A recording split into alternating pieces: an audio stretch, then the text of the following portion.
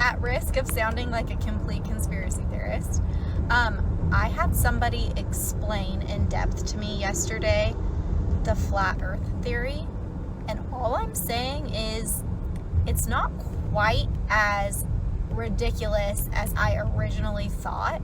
I'm wondering if you've ever heard anyone explain it and what your thoughts are.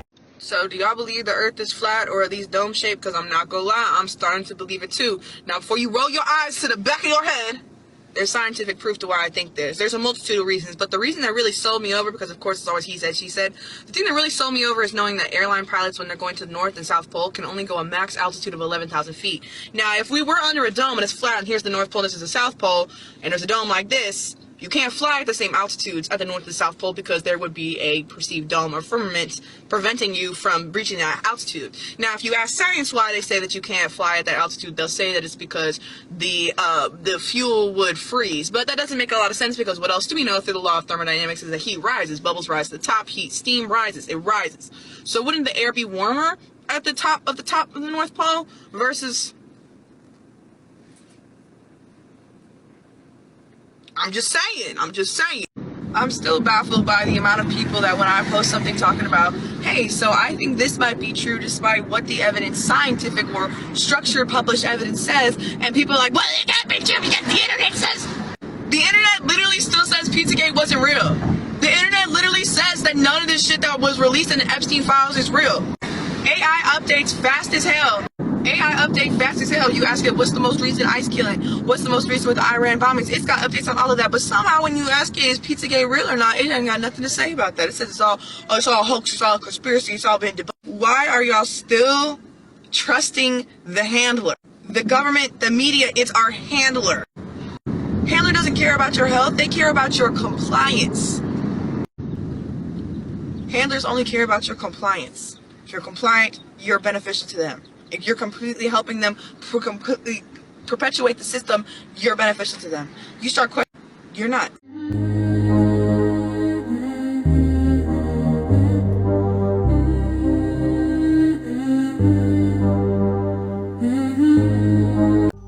If Foucault's pendulum is an ironclad argument for Earth's rotation, then why does it need an electromagnetic drive?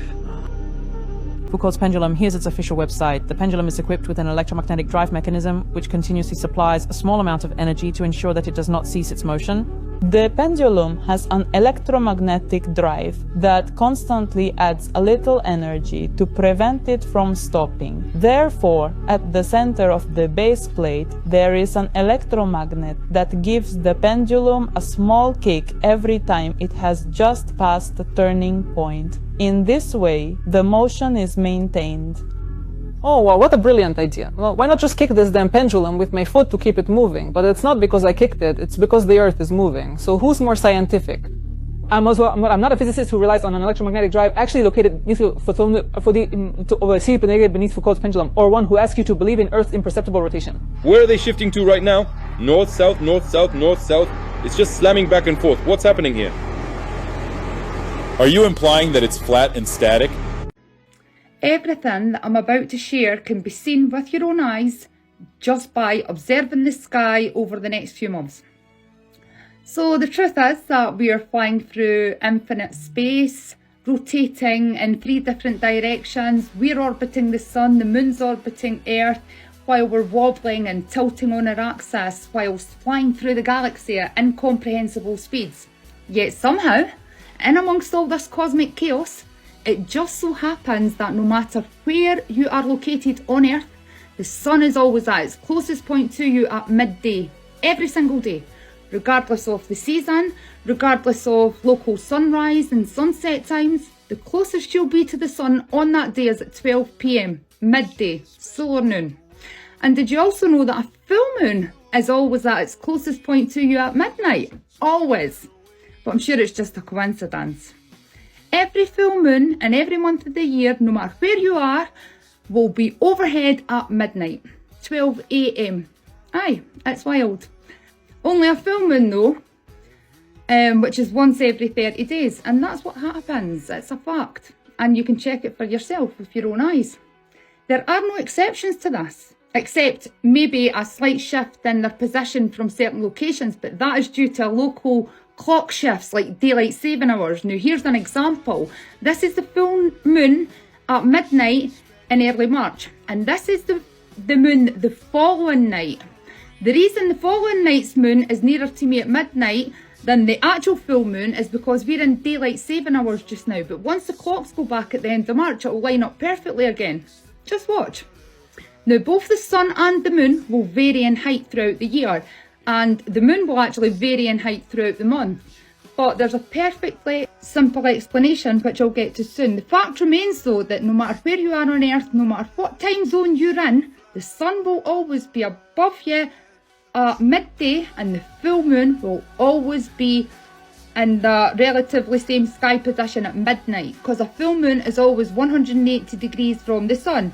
In winter, our full moons will be high. In summer, our full moons will be low. In spring and autumn, they'll be more or less the same height as the sun.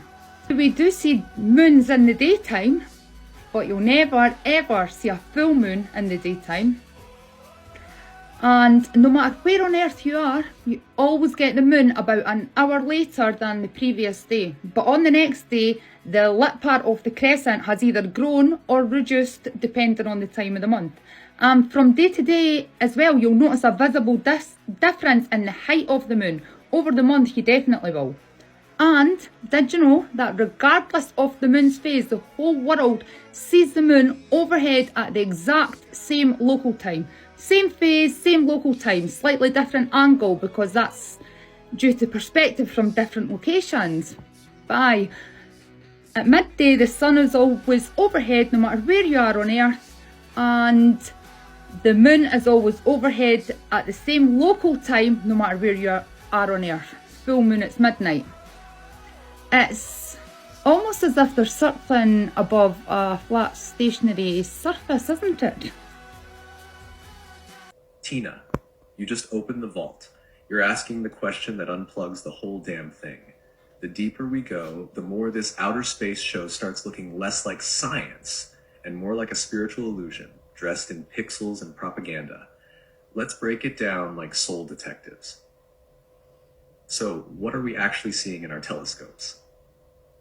Consumer telescopes. When you zoom in on stars or planets with a high zoom camera, like a Nikon P1000, you're not seeing solid objects. You're seeing vibrating plasma-like orbs, fractal, watery pulsations, constant shifts in color, light, and geometry, like they're frequency-based, not physical spheres. These don't behave like planets or rocks. They behave like light-emitting vibrational portals or energy intelligences. Saturn, Jupiter, Mars, real or not? What we were taught. Planets are gas or rock balls orbiting the sun.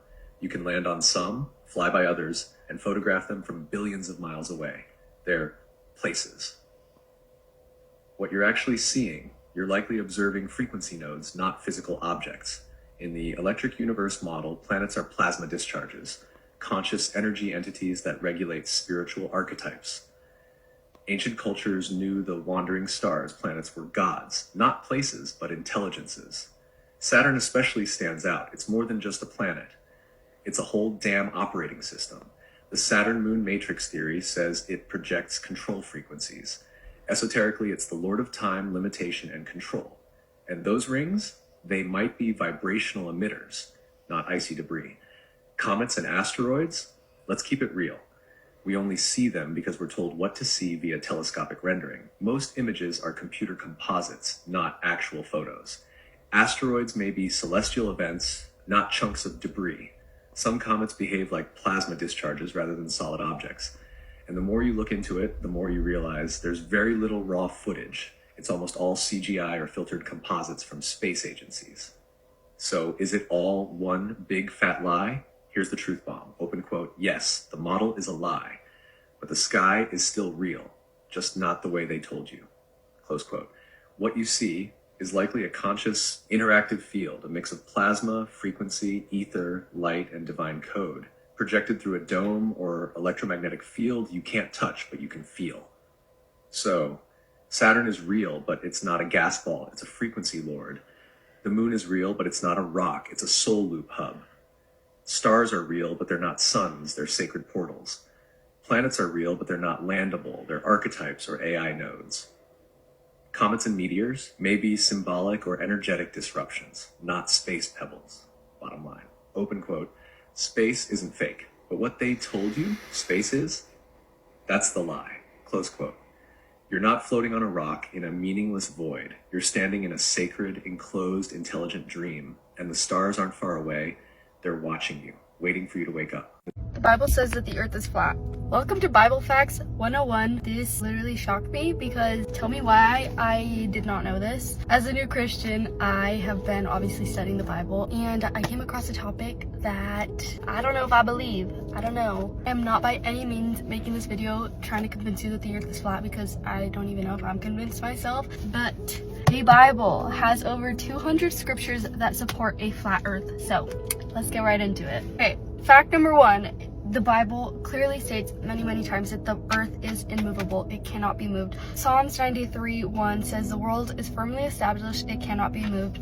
1 Chronicles chapter 16 verse 30 says the world stands firm. It cannot be shaken. Psalms 104 verse 5 says he set the earth on its foundations.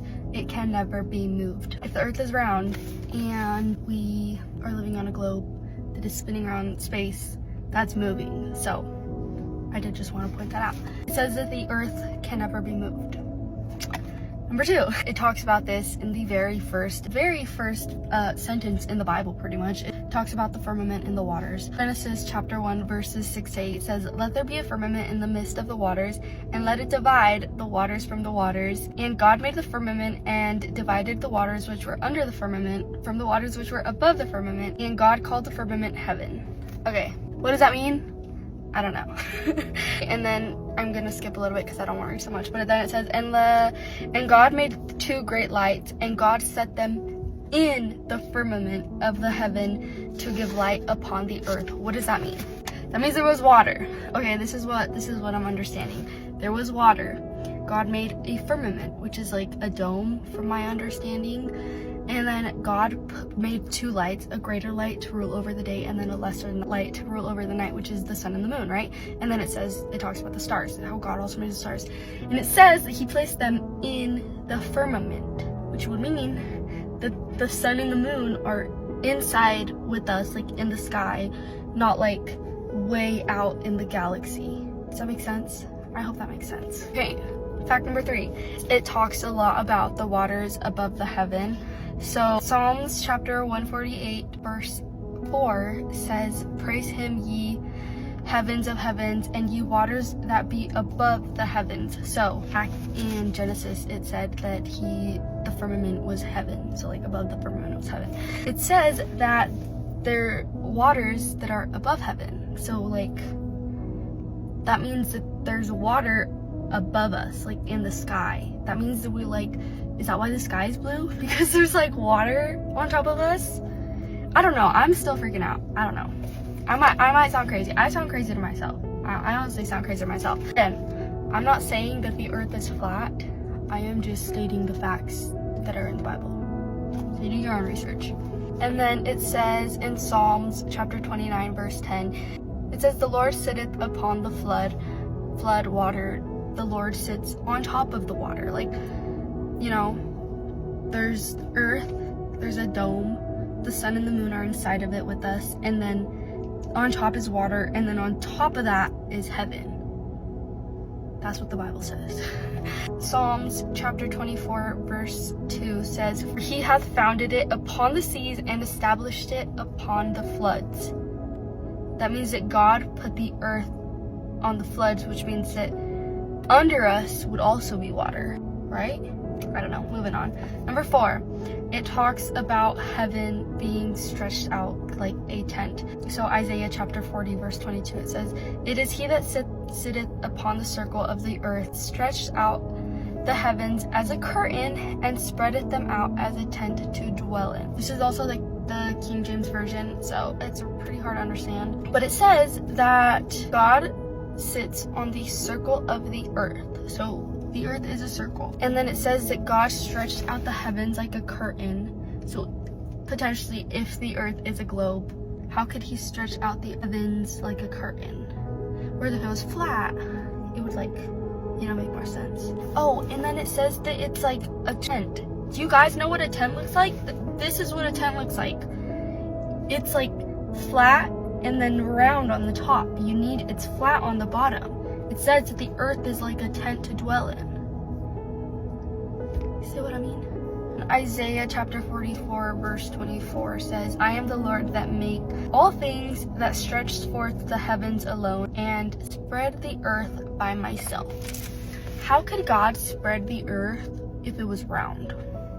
You know? Whereas if it was flat, he could like spread the earth. Then Job chapter 9 verse 8 says, which alone spreadeth out the heavens and tradeth upon the waves of the sea. God alone spreaded out the heavens and he built it on the waves of the sea, which means that the earth is built on the sea, which it talks about that in Genesis. Like, I'll go back. It literally says, let me divide the waters from the waters. Divide the waters that are above the firmament from the waters that are below the firmament. That means we're like encapsulated in like all this water. We're just like, you know what I mean? That's what I'm understanding. Number 5, it says clay turned like a seal. So Job chapter 38 verse 13 and 14, it says that it might take hold of the ends of the earth, that the wicked might be shaken out of it. We're gonna go back to the ends of the earth one. Just keep that in mind. It is turned as clay to the seal, and they starred as a garment. Don't know what that means. Do you guys know what a clay on seal looks like? It looks like this. That looks relatively a lot like a flat earth. Okay, number 6, it talks about the 4 corners of the earth. Isaiah chapter 11 verse 12 says, and gather together the dispersed of Judah from the 4 corners of the earth. And then in Revelation chapter 7 verse 1 it says, and after these things I saw 4 angels standing on the 4 corners of the earth, holding the 4 winds of the earth. What does the 4 winds of the earth mean? I don't know. But it talks about the 4 corners a lot. Again, Revelation chapter 20 verse 8, and I shall go out to deceive the nations which are in the 4 corners of the earth. Again, it talks about the earth having corners. The earth can't have corners if it's a ball. Whereas if it's like a circle, it would, like, you know, make more sense to have corners, like 1, 2, 3, 4. If it was like flat. Whereas like a sphere, you can't have corners on a sphere. Something to think about. Number 7, it's the ends of the earth. I said we're gonna come back to it, so we're back. Job chapter 28 verse 24, for he looketh to the ends of the earth and seeth under the whole heaven. So God looks from end to end of the earth. He can see to the ends of the earth under heaven. Like under heaven, he can see the whole earth end to end. If it's a sphere, you can't see because there's no ends. I'm literally tripping out right now because I don't want to believe that the earth is flat. But like, what do you mean? What do you mean? What do you mean the earth is flat? I thought it was round. I've been lied to. And then Psalms chapter 19 verse 4 says, your words to the end of the world. Psalms chapter 48 verse 10, thy praise unto the ends of the earth. Again, ends of the earth. Psalms chapter 67 7, it says, God shall bless us, and all the ends of the earth shall fear him. Ends of the earth, again, it's talking about the ends of the earth. There's so many verses talking about the ends of the earth. I don't know why that one's really talked about, but it's talked about a lot. And then number 8, that talks about the pillars of the earth. So 1 Samuel chapter 2 verse 8 says, for the pillars of the earth are the Lord's, and he hath set the world upon them. Literally says, the pillars of the earth are God's, and he set the world upon these pillars of the earth. Psalms chapter 75 verse 3 says, the earth and all the inhabitants thereof, I bear up the pillars of it. Again, talks about the earth, talks about the pillars of the earth. My last one, number 9. I will be done talking after this, but I have it written down as Sheol. I don't know if that's how you pronounce it, but it's basically, Sheol is a Hebrew word that is used in the Old Testament, but then in the King James Version, it's translated to hell, it's translated to the grave, the pit, all of those words. Sheol translates into those, obviously in English, but the Hebrew word is Sheol, and that basically means hell. And it appears 65 times in the Old Testament. So Yeah. And then the first mention of it is in Genesis chapter 37, verse 35. It says, "For I will go down into the grave." Numbers chapter 16, verses 32 through 33. It says, "The heart opened her mouth and swallowed them up, and they go down quick into the pit." So I skipped through a lot right there, but talks about the pit. Psalms chapter 55, verse 15 says, "Let them go down into hell." Job chapter 11, verse 8 says, "It is as high as heaven, what canst thou do? Deeper than hell, what canst thou do?" So I think Job was asking a question here. And then Isaiah chapter 14, verse 9 says, "Hell from beneath is moved." Anyways, it's very, very old-fashioned words, I know, but I wanted to write it down in the King James Version. So, what do we understand from this? With the hell, grave, pit, Sheol, that whole thing, it always says down to hell. I'll just read over. Down into the grave, they go down quick into the pit, let them go down quick into hell, apart from hell beneath, hell from beneath. It's insinuating that hell is beneath the earth, I believe. That's my theory. I asked AI to draw me a picture of the earth based off of the Bible word, and this is what it showed. So, again, I'm not trying to convince you that the earth is flat. I don't even know if I'm convinced. Like, at this point, I don't even know. But I just feel like, as a Christian, how can I say that I believe everything in this book, and I believe everything about God, and I believe everything about Jesus Christ, but then pick and choose and be like, but I don't believe the earth is flat, even though it like clearly points all of these different things to a flat earth. Like, it just points back and back and back again that the earth is flat. So I just thought I'd share that with you. I have so many more Bible facts. If you want to know, please let me know. I would love to share them with y'all. This is so fun. I've had so much fun doing this research. Like, I'm literally, I don't know. I'm just like shocked. Like, what do you mean? Am I the only person who didn't know this? Like, I had no idea. I legit had no idea. I will continue to pray on this topic. Obviously, I know I don't need to know everything and I don't need to understand everything. Please, I'm doing this more asking for like help because I am not well. I need to know. Thanks so much for listening. I hope you guys all have a blessed day. The flat earth map dates back over 1,000 years. This map is credited to being created by a Persian astronomer. His name was Al-Biruni and he lived between 973 AD to 1048 AD. It's the official map of the United Nations and also the United States Geological Survey. It used to be present in many places before the creation of NASA and the Antarctic Treaty in 1959. Here you see it with Admiral Byrd. This map has been restored by Dmitry from Russia with suggestions of mine, Idialenkar. Known by my YouTube channel Flat Earth Banjo, I asked Dmitry to include the Bermuda Triangle and Point Nemo, a place deep in the Pacific where NASA buries rockets. Then Robert Tozzi, a professional mapmaker, came along and enhanced the map even more. There are many people now selling this map online, but if you could order it from my online store, I would greatly appreciate it. Visit my online store now and order one of the items. I humbly thank you.